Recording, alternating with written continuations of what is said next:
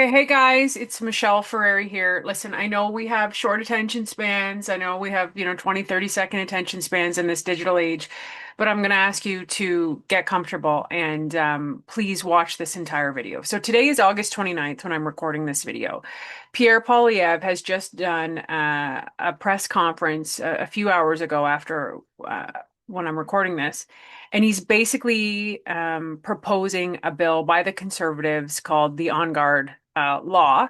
And this is in response to the public outrage after a gentleman, I'm not even going to call him a gentleman, a criminal broke into another guy's home in Lindsay, Ontario, with a crossbow, broke into his daughter's room.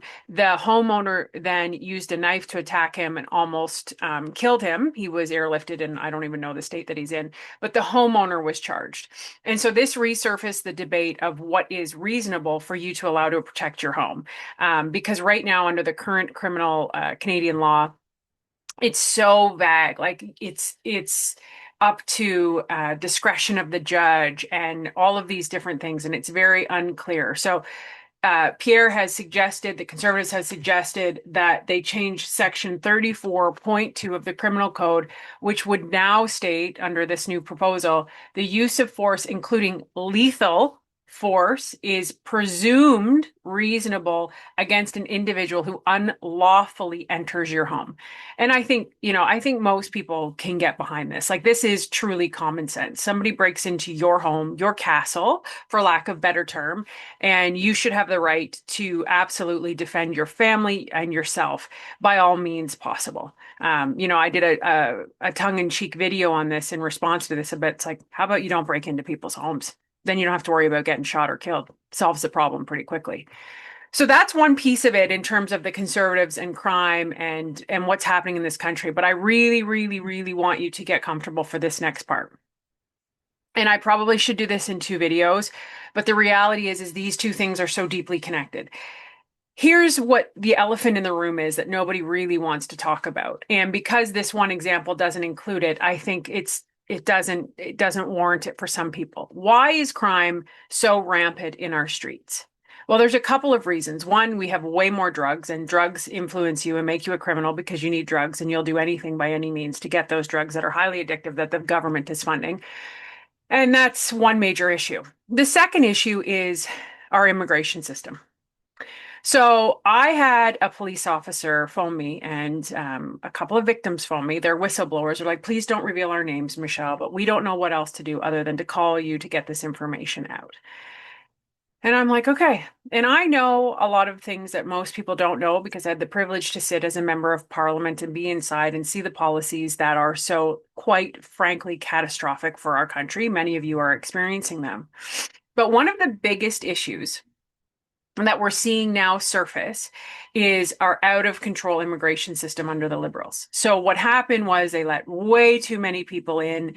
You have a fraudulent program, the LMIA, Temporary Foreign Worker Program, where employers are subsidized to hire immigrants, new Canadians, and as a result, Canadians are losing opportunities for positions. But even bigger than that is you have let in a bunch of criminals. In fact, folks, there are 600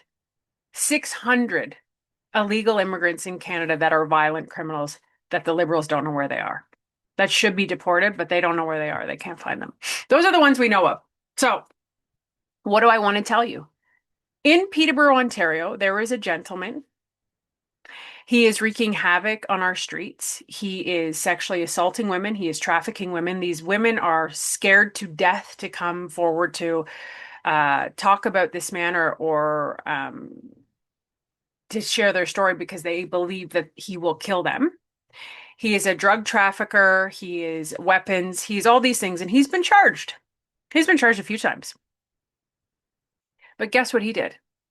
Well, he came here, folks, from Trinidad, Tobago, and he has since claimed refugee status.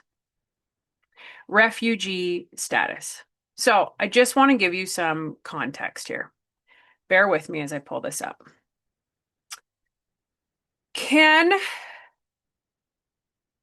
Here's what I wanted to show you.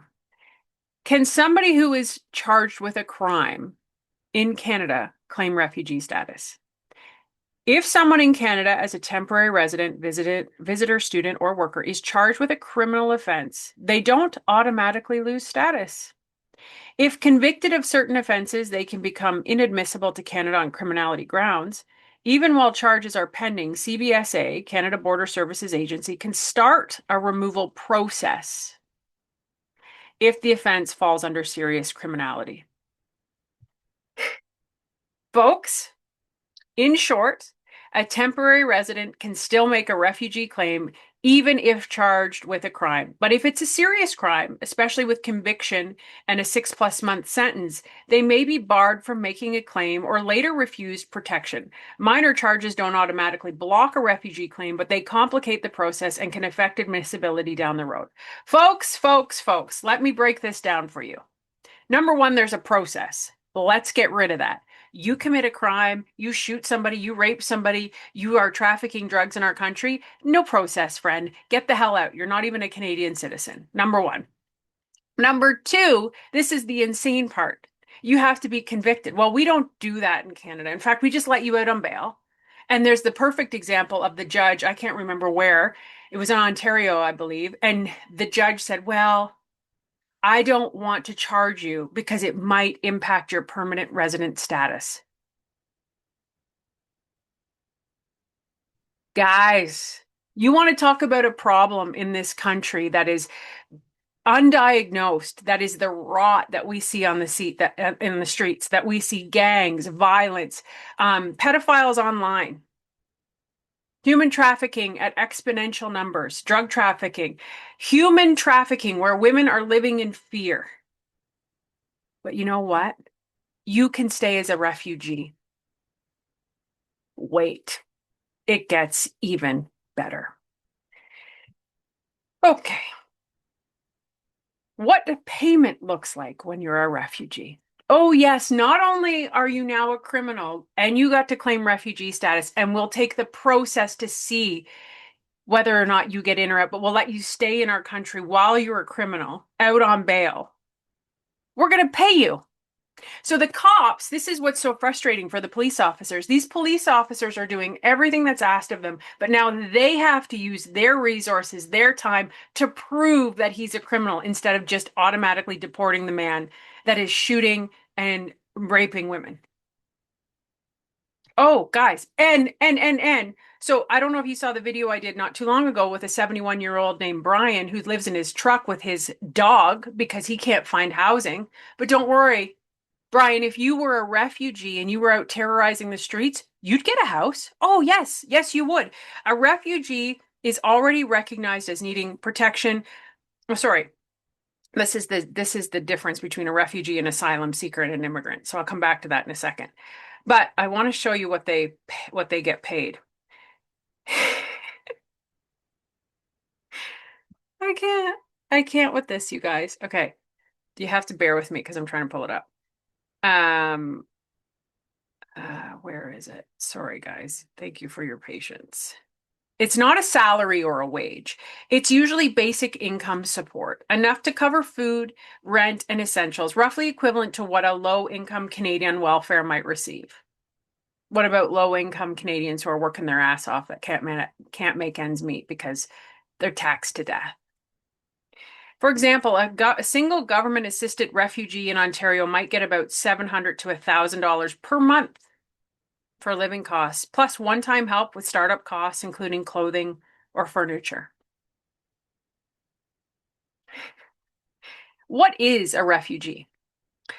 Under IRPA Section 96, a convention refugee is a person who, by reason of a well-founded fear of persecution for reasons of race, religion, nationality, membership in a particular social group or political opinion, is outside their country of nationality and unable or unwilling to return, or if they have no nationality outside the country where they habitually lived and unable or unwilling to return.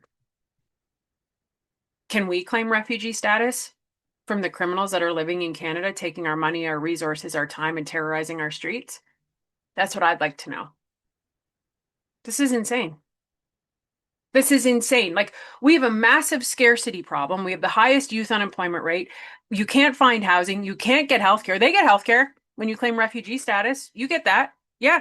Yeah, yeah, yeah. True story. Now, are there legit refugees? 10,000%. 100% there are. But this guy? No, no, no, no, no, no. And don't worry, I can name him because he's already named in the police statement. His name is Jomo Frederick. Look him up. That's just one in Peterborough. That's just one. It's happening across this country. And I do have a very serious message right now for all of the victims who are too afraid to come forward because they're worried that this man is going to kill them. We will do everything, conservatives in particular, to restore the rights of victims so that your rights come before criminals' rights. This is insane. This is insane. This is insane that we are in 2025 and conservatives have to put forward policy and bills that give the homeowner the right to protect their family. Like, we are in the upside down. This is an episode of Black Mirror. And, I think the biggest thing we can do, people say to me, so what do we do, Michelle? What do we do? Number one, you have to know you have to have the information to know this. And if people don't know this, then how do they ever know? Right? And there's still lots of people out there, folks, that are persuadable in terms of voting records of like, yes, they may have voted Liberal because they thought it was the right thing to do, or they may have voted NDP. Guys, it's not working. And we have to talk to those people. We have to give them information. We don't need to preach at them. We don't need to berate them. We don't need to put them down. We just need to show them the facts. And these are the real facts. And unfortunately, until you are impacted directly by these crime statistics and your family is victim to one of them, maybe it means nothing to you. But this is insane. If you come into Canada and you are a criminal terrorizing our streets, get the hell out. Deport them now.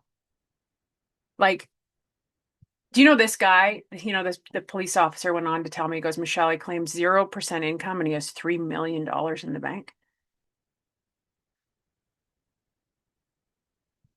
These are the stories that are happening. And people will come back and say, Michelle, this has always been the way. There's always been criminals. Not at this magnitude. Not at this magnitude. Like, so I was telling you this before, and I'm sorry to keep ranting. And I know I told you I'm talking too long. I get it. But asylum claimants in 2015 was 9,999. In 2025, asylum claimants is 291,975. That's a 2,800% increase. Now, what I wanted to know and I wanted to share with you was, what is the difference between an asylum claimant, an immigrant, and a refugee? A refugee is already recognized as needing protection. An asylum seeker is a refugee claimant, is asking to be recognized, and an immigrant is choosing to move for opportunity, not fleeing persecution. And at the beginning of this video, I had told you that there are 600 known criminals, illegal immigrants that are criminals in Canada that the Liberals cannot find. They're at large. Nobody knows where they are. They're out terrorizing the street, doing drugs, dealing drugs, human trafficking, guns, all the things, and nobody knows where they are. They can't deport them because they don't even know where they are. So here's the question I have that I hope gets asked in the House of Commons. How many refugees have criminal records in this country? How many asylum claimants have criminal records in this country? How many are out on bail?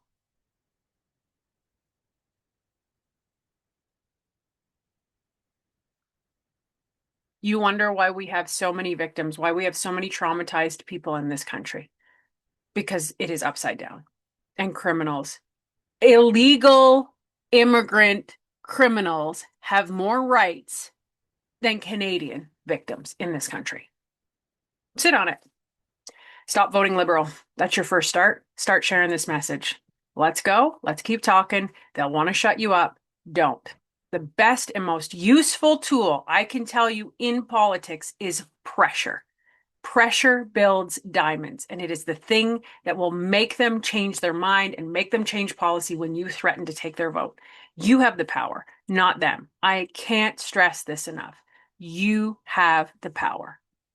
And if you are loyal to a party because you believe that they are the best thing ever, then go in, knock on their door, and tell them to change this shit.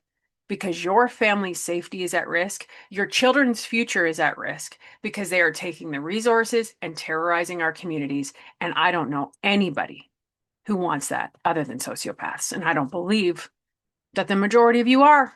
I believe that you got duped into voting for the wrong party. And it happens. It happens all the time because that's what great gaslighters and manipulators do. They tell you they are great and they're the people here to save you. They're not.